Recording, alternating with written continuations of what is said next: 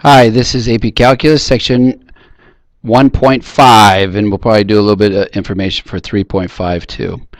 The warm-up here, I want you to work on the warm-up by yourself and pause this and think about some of these things. And then I'll start with this number 1, and then 2 and 3 you can bring to class, and we'll talk about them in class. For number 1, what is 1 divided by a big number? Well, I hope that you said that it's a very small number. And then what is 1 divided by a small number? Well, it should be a very big number. So for instance, 1 divided by 0.001 is equal to 1,000. Okay? So yes, if we divide by a small number, we get a bigger number, and everything's relative. Some people would say 1,000 is very big, but some people would say 1,000 is big, but that's a different story. Definition of an infinite limit. What we want to do is, we said that these were undefined before, doesn't exist, and they still don't exist. But now what we want to do is say that when we write equals infinity or write equal negative infinity, it gives us a reference. So it tells us which direction we're going off into. And then graphically, what does this mean? Well, remember that the limit is equal to the y-coordinate. And so if the y-coordinate is going off to infinity, that means that we're going to have a vertical asymptote and negative infinity as well.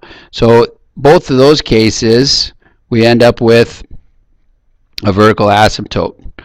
Let's look at some graphs here. If I take y equals 1 divided by x plus 1 quantity squared, and I try to graph this, what I'm going to have is a vertical asymptote at -1. And if we get very big numbers, 1 divided by a very big number, this is going to give me a horizontal asymptote of 0. And remember, you find the horizontal asymptote by figuring out what happens for very big x, or as you go this way as well for x. And if I plug in a very big number there, I'm going to get 1 over a big, which would make a small, which is our 0. And so I'm going to have this. And since this is squared, this is always going to be positive, and I'm going to have this. So whenever I have this division by 0 and I don't have a hole in the graph, I'm going to end up with a vertical asymptote. And a vertical asymptote means that I will either go to positive infinity or I will go to negative infinity. So what we write here, if we didn't have the graph and we wanted to evaluate these limits, this is the overall limit as x goes to -1. So let's evaluate this one, which is our right-sided limit, and this one with the negative here, this would be our left-sided limit, and see if they match up. Well, if we take this and evaluate this function as we get closer to -1 from the right, what I like to think of is that maybe you take a point that's just to the right. For instance, -0.9. Plug it in and see if you get a positive or negative value. Because I do know that if I divide by 0, I'm going to get a vertical asymptote. So if I get close in there and the value is positive, I'm pretty sure I'm going to positive infinity. If it's negative, I'm pretty sure I'm going to negative infinity. So if I plug in -0.9 into here, and I try to evaluate, I don't have to find a number. All I have to do is figure out if it's positive infinity or negative infinity. Well, obviously with this squared, it's going to be positive, so this is going to be positive infinity. For this one, as I approach -1 from the left, think, for instance, -1.1. I'm getting close to 1 from the left, -1 from the left. And so if I plug this in, I'm going to get a negative, but then I square it once again, and it's going to go off to positive infinity. So once again, division by 0 is going to be positive infinity or negative infinity, as long as you don't have to factor and cancel. So all you have to do is figure out the sign, the plus or minus, and it will tell you where you're going. So overall, since these two are the same, we do say that this limit as x approaches -1 of this function is equal to infinity.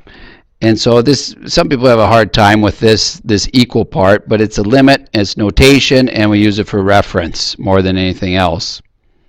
The next one is, what if I do something similar with 1 over x minus 1? This graph will be the same as above for here, but not as tight. And then we'll have this in this quadrant here. And a vertical asymptote. I missed the vertical asymptote there a little bit. Sorry. Okay, so at x equal to 1, let me pause and fix this. Okay, that looks better. So my vertical asymptote is going to be at 1. Now, if I didn't have this picture and I wanted to evaluate these limits, once again, I have the overall limit. Let's do the left and right first. For the right-handed limit, now I'm looking at 1 rather than negative 1 up here. At 1, if I come from the right side, I'm going to think 1.1. And when I do that, I'm going to get a positive value. Since that's a positive small value, I'm going to go off to positive infinity. So from the right side, my graph is going to go to positive infinity towards the vertical asymptote. From the left side, think 0.9. When I plug in 0.9 here, I'm going to get a negative. That's all I have to worry about. I don't have to get a specific value.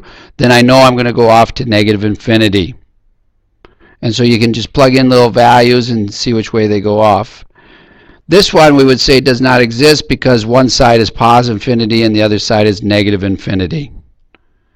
They're not going the same way. And the equal sign, once again, is a little bit funny, but yeah. So vertical asymptotes. Here's a summary of what I was just saying. You can read that and see what happens there. Okay, find the vertical asymptotes or holes of these.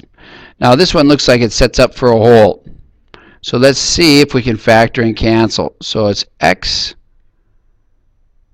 plus 5, x minus 3 all over x plus 2. This does not cancel, and so I am going to have a vertical asymptote at x equal to negative 2. But what I want to do is I want to figure out what is my limit as x approaches negative 2 from the right, and what my limit is when x approaches negative 2 from the left. From the right, I'm going to think about negative 1.9. And so negative 1.9, if I plug it in here, it's nice to put in this factored form because I just have to find the pluses and minuses.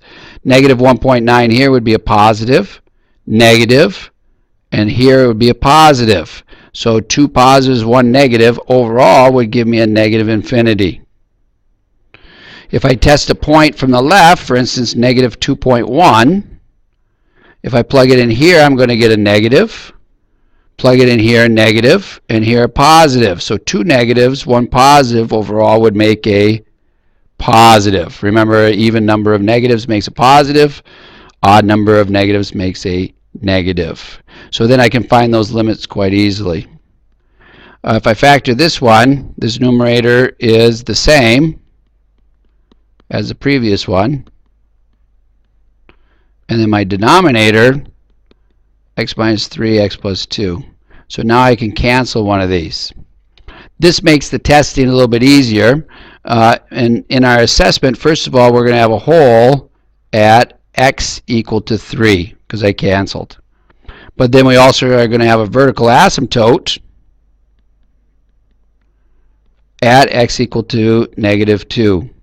So if I do this same limiting process that I just did, the limit as x approaches negative 2 from the right. So negative 2 from the right, I'm going to pick negative 0.9. This one would be positive, and this one would be positive. So this one's going to be positive infinity. And if I approach negative 2 from the left of f of x, then I'm going to get, so I'm thinking negative 2 from the left, negative 2.1. This would be negative, this would be positive. So overall, that would be a negative infinity. So that's how you can quickly check without a graph what the limits are at a vertical asymptote. Okay, Theorem 1.15, properties of infinite limits. And a lot of this is just, it's just like direct substitution. So if I take a limit as x approaches c under these conditions, I have f going off to infinity and g going off to L. If I'm going to take infinity plus some specific number, for infinity plus 4, I'm still going to be at infinity. So that's what this is saying. Even if it's negative 4, infinity minus 4 is still going to be off to infinity. If I do infinity times a number, it's going to be infinity.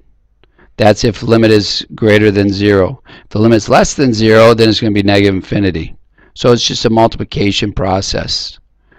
And since this one, the denominator goes off to infinity, our overall limit would be 0 as long as the numerator is specifically some limit.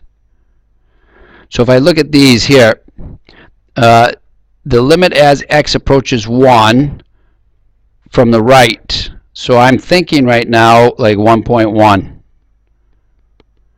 And so when I plug in here, this is going to be a vertical asymptote. And when I plug in 1.1, I'm going to be positive, so I'm going to be going off to positive infinity. And then if I plug in 1 here on a direct substitution, then this thing would just be some number. I don't know what that number is offhand, but I know it's going to be between negative 1 and 1.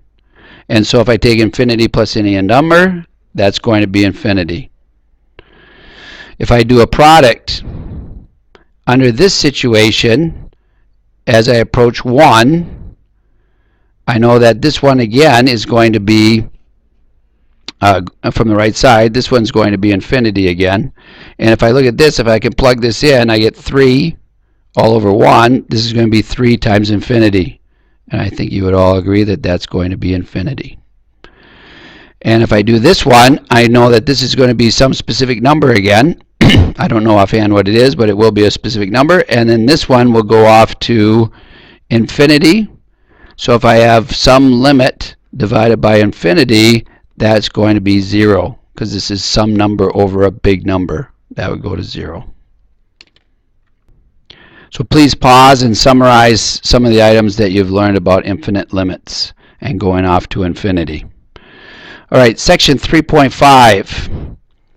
Why would I put this in here is because this is also dealing with limits going off to, well, limits in infinity, but it's the x value going to infinity, and it will give us a horizontal asymptote.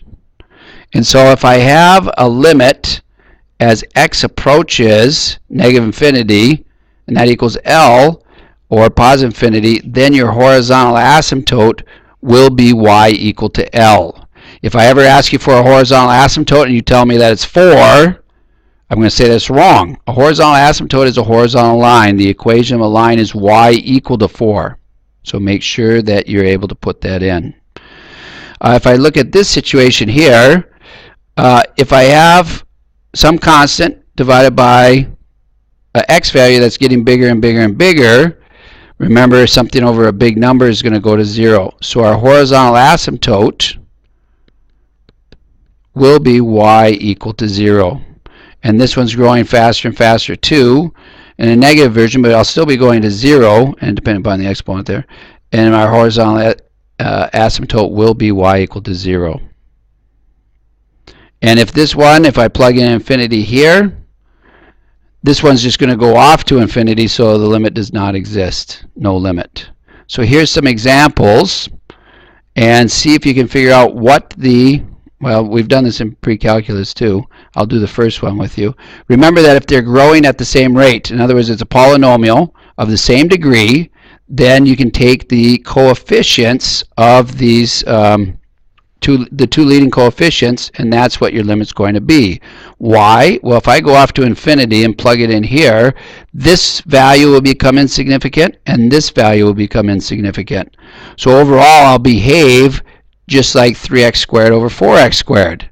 Well, that then is going to be 3/4. Same thing if I go off to negative infinity, you just have to double check the signs, and this one would also be 3/4. This one, the numerator, I should say the denominator is growing faster than the numerator. X squared grows faster than the numerator as x goes to infinity.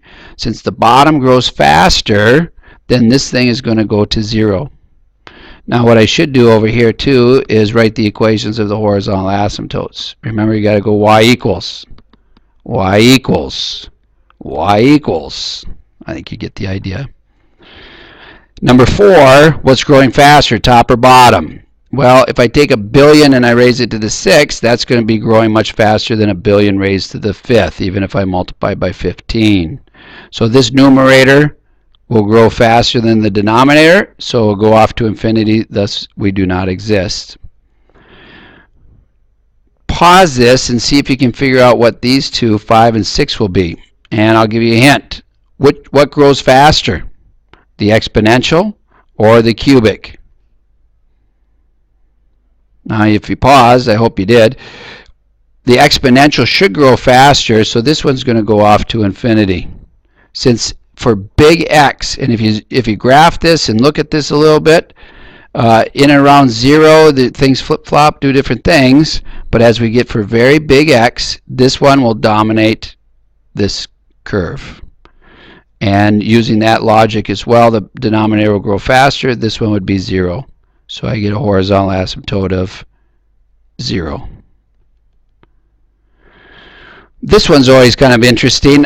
I like this one because a couple things. One, you have the square root, and the other thing is you get a plus or minus situation. If I look at this, the numerator as the limit as x goes to infinity of 2x plus 1 over square root of 3x squared plus 1. These 1's become insignificant. So if I cover up those 1's, this will behave like 2x over the square root of 3x squared. Well, that's kind of like taking the square root of x squared, which is just x, and so this will behave like the coefficients 2 over the square root of 3. And if I do the limit as x goes to negative infinity, 2x plus 1, what happens now is that this denominator will always be positive, but the numerator changes sign. So I will get a negative 2 over the square root of 3, and the same argument of how to simplify that. And finally, this one is something that students always get messed up, but which asymptotes can be crossed and which ones can't? The ones that can't are the vertical asymptotes. The ones that can be crossed are the horizontal asymptotes. Since we're undefined for the vertical asymptotes, you'll never cross. The horizontal asymptotes, though, talk about end behavior. And if it's end behavior, what happens before the end? Well, I can cross as many times as I want. And that's our warm-up problem, too, that you crossed over many times. All right, thank you very much, and enjoy your homework that we'll be doing in class. Thanks.